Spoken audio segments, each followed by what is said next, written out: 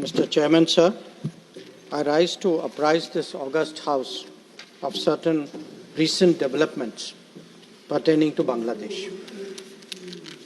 As honourable members are aware, India-Bangladesh relations have been exceptionally close for many decades over many governments.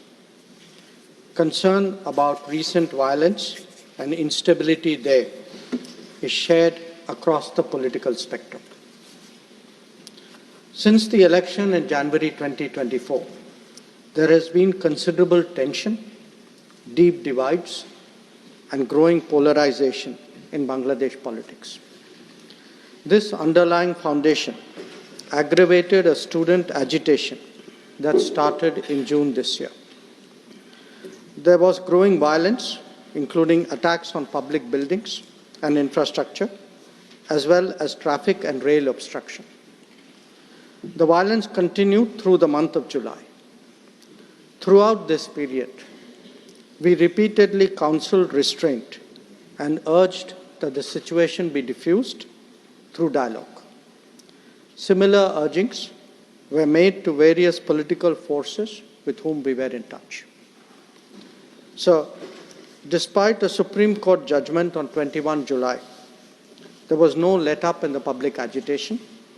Various decisions and actions taken thereafter only exacerbated the situation.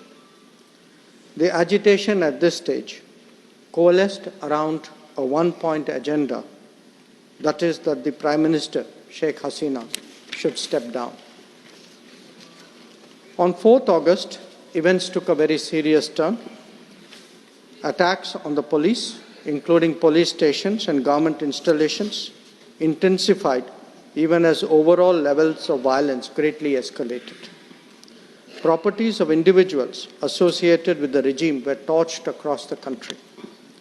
What was particularly worrying was that minorities, their businesses and temples also came under attack at multiple locations. The full extent of this is still not clear. Sir, on 5th August, demonstrators converged in Dhaka despite the curfew.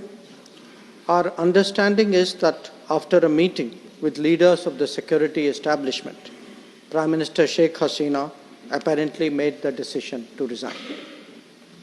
At very short notice, she requested approval to come for the moment to India. We simultaneously received a request for flight clearance from Bangladesh authorities. She arrived yesterday evening in Delhi. The situation in Bangladesh, sir, is still evolving. The Army Chief, General Waqar-uz-Zaman, addressed the nation on 5th August. He spoke about assuming responsibility and constituting an interim government.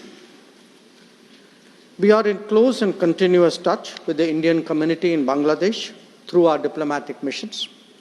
There are an estimated 19,000 Indian nationals there, of which about 9,000 are students. The bulk of the students, however, have already returned to India in the month of July on the advice of the High Commission.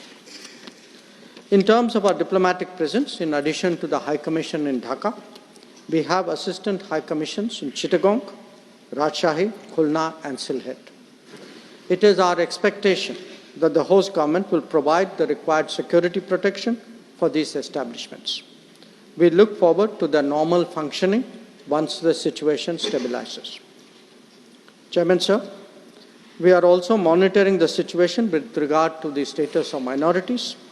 There are reports of initiatives by various groups and organizations to ensure their protection and well-being. We welcome that, but will naturally remain deeply concerned till law and order is visibly restored. Our border guarding forces have also been instructed to be exceptionally alert in view of this complex situation.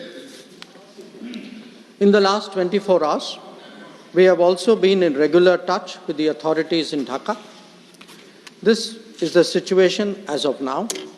I seek the understanding and support of the House in regard to sensitive issues regarding an important neighbour on which there has always been strong national consensus. Thank you.